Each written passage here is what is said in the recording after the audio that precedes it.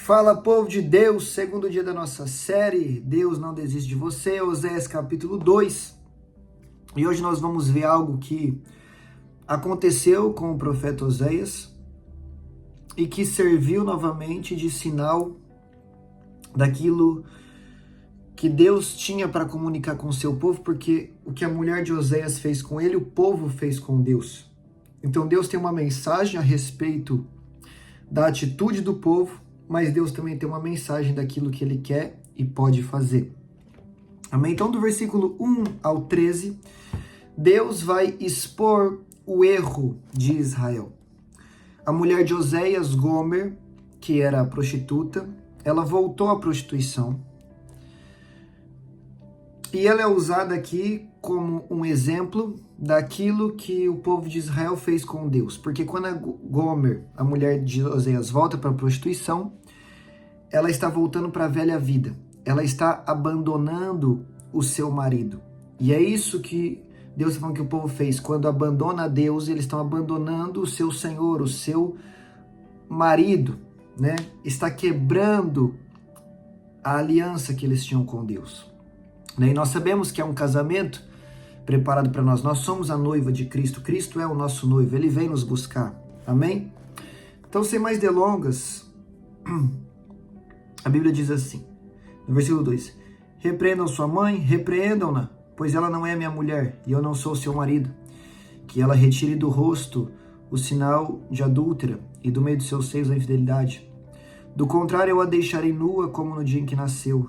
Farei dela um deserto, uma terra ressequida, e a matarei de sede. Então, se não se arrepender dos seus pecados, a consequência vem, a consequência é morte. Não tratarei com amor os seus filhos, pois são filhos do adultério. A mãe deles foi infiel, engravidou deles, e está coberta de vergonha. Pois ela disse: irei atrás dos meus amantes, que me dão comida, água, lã, linho, azeite e bebida. Aí olha o que Deus fala no versículo 6. Por isso, bloquearei o seu caminho com espinheiros. Eu a cercarei de tal modo que ela não poderá encontrar o seu caminho. Então, preste atenção, agora já vamos aplicar isso aqui na nossa vida.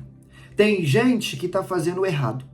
Tem gente que está vivendo no erro, tem gente que está vivendo no pecado, tem gente que está vivendo de forma indevida, tem gente que está vivendo de forma que não deve. E aí o que Deus faz? Deus começa a bloquear o caminho. Deus está bloqueando o caminho de pessoas porque pessoas se desviaram, ou porque estão se desviando, ou porque iriam se desviar.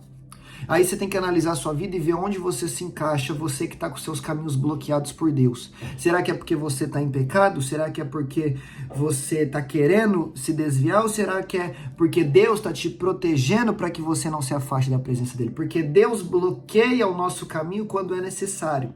E aí tem gente que fala, a prova está terrível, o inimigo está lutando e não sei o que, não sei o que. Não, e é o próprio Deus, muitas vezes, que está bloqueando o nosso caminho para a gente não se afastar ainda mais da presença dele, ou tá bloqueando o nosso caminho para ver se a gente cai em si e volta para a casa do pai. Lembra do filho pródigo? Deus bloqueou o caminho dele.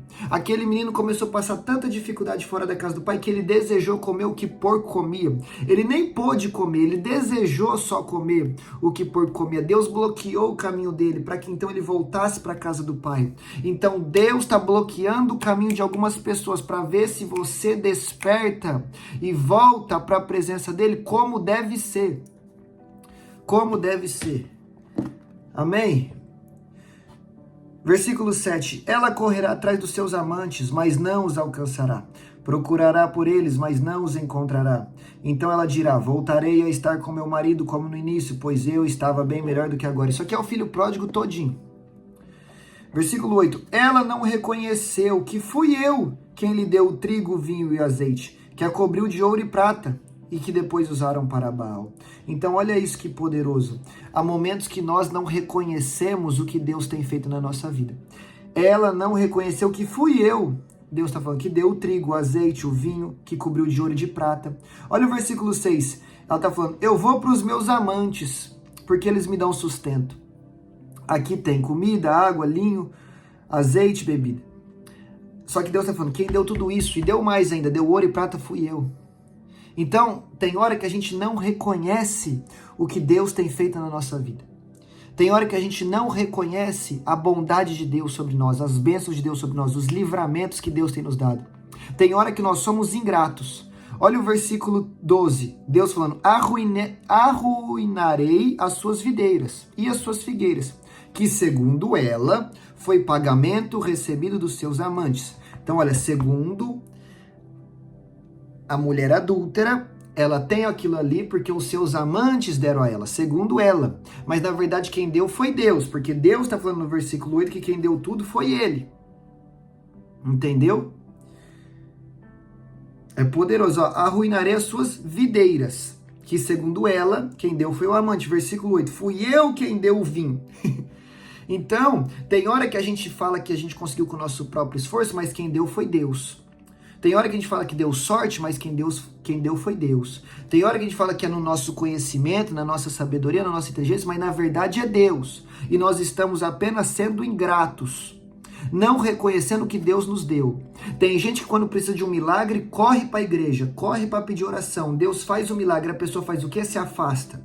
Sabe o que é isso? Ingratidão. A pessoa só quer Deus, não por quem Ele é. Só quer Deus por aquilo que Ele pode proporcionar e só quando está na prova. Quando está na bênção, não volta para contar um testemunho, não volta para agradecer quem ajudou, quem orou. Ingratidão. Ingratidão é um dos piores sentimentos que o ser humano pode ter. Por isso que a Bíblia diz, em tudo dai graças. 1 Tessalonicenses 5. Porque esta é a vontade de Deus para vocês em Cristo Jesus. A vontade de Deus é que em tudo você seja grato. Mas aqui, essa mulher, Gomer e Israel, vem trazer um cenário para as nossas vidas de hoje, onde muitas vezes somos ingratos àquilo que Deus tem feito na nossa vida. Tudo que você tem hoje foi Deus que te deu. Tudo que você conquistou até hoje foi Deus que te deu. E você fica aí sendo ingrato, reclamando, não vai num culto, não dobra um joelho. Não pede um perdão, não se arrepende, não muda. E ainda quer colocar Deus contra a parede. Cadê Deus? Ó, Senhor, cadê o Senhor? Tudo que você tem foi Deus que deu.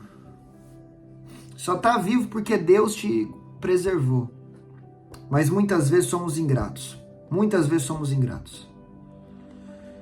Só que olha o que Deus fala. Deus é tão bom que a partir do versículo 14 ele começa a falar. Portanto, vou atraí-la.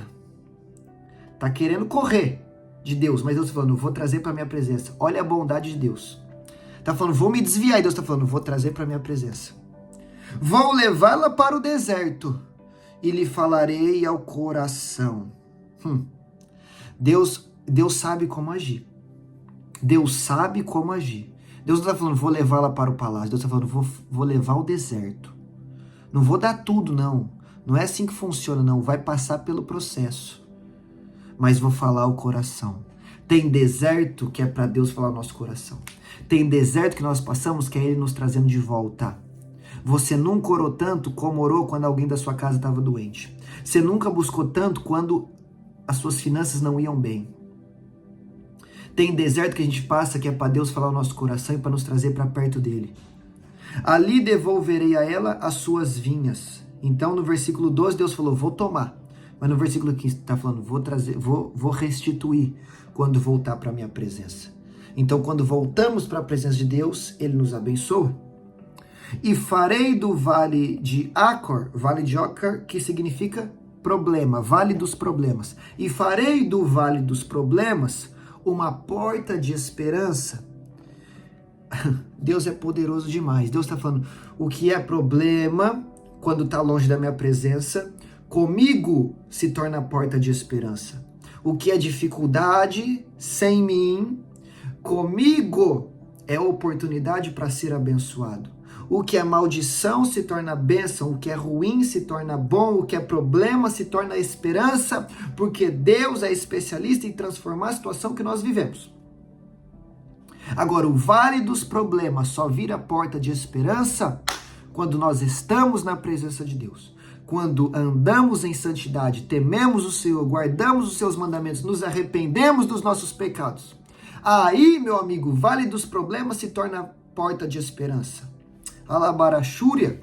E Deus está falando para alguém que quando você se posicionar, o vale dos seus problemas vai se tornar porta de esperança. Ou seja, o que antes era problema vai ser uma oportunidade de Deus fazer um grande milagre. Vai ser um cenário que Deus vai usar para transformar a sua vida. O vale dos problemas vai se tornar porta de esperança quando você buscar a Deus como deve ser. Amém? Versículo 19, olha o que Deus fala para aquela que queria adulterar e prostituir. Eu me casarei com você para sempre. Deus está falando, vou fazer uma aliança para sempre com você. Eu me casarei com você com justiça e retidão. Para ter aliança com Deus tem que andar em justiça e retidão. Com amor e compaixão. Tem que ter justiça, retidão, amor e compaixão. Eu me casarei com você com fidelidade. 5 pontos. E você reconhecerá o Senhor. Para ter aliança com Deus, tem que andar em justiça, tem que ser justo. Tem que imitar a Cristo, que é o justo. Tem que andar em retidão, caminho reto. Não é ficar se desviando nem para a direita nem para a esquerda, é reto, retidão, até o céu. Com amor. O maior mandamento é amar a Deus acima de tudo. O segundo maior mandamento é amar o próximo. Com amor. E compaixão. Tem que ter compaixão, tem que ter empatia. E fidelidade. Quando você alinhar essas 5 coisas na sua vida, você vai ter uma aliança com Deus. E quando você tiver uma aliança com Deus, Ele vai transformar o vale dos seus problemas em porta de esperança. Versículo 23, para encerrar. Eu a plantarei para mim mesmo na terra. Tratarei com amor aquela que chamei Lo-Ruamá. Ou seja, não amada. Lembra do capítulo 1? Oséias teve filhos, Deus mandou ele pôr o nome do quê? Lo-Ruamá e Lo-Ami, que significa não amada e não é meu povo. Agora Deus está falando, aquela que eu chamei de não amada lá atrás, eu vou tratar com amor.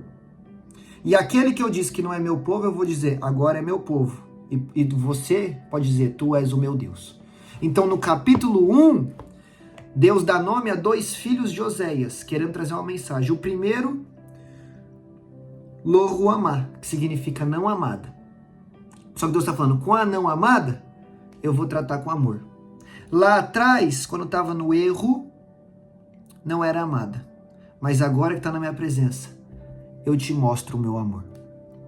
E o segundo filho, Lo-Ami, que era não é meu povo.